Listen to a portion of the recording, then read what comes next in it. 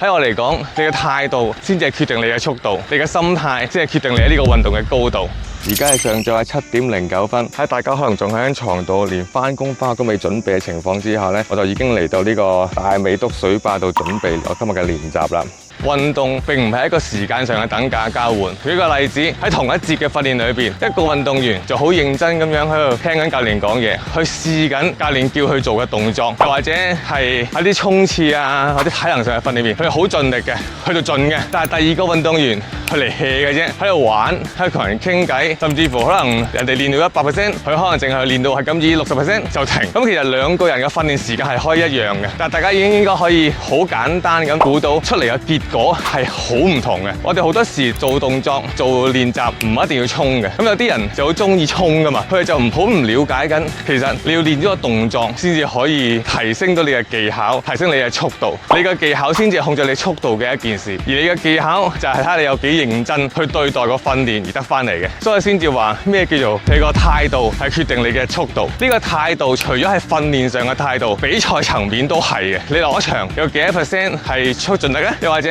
落咗場之後，你會唔會喺場邊去睇下其他比賽，睇下人哋嘅技巧，定還是你賽完啦，又係坐埋一邊打機傾偈、上網，好多嘢可以係令自己進步嘅。就睇下你對呢一個運動有幾執着，同埋對呢件事有幾認真啊！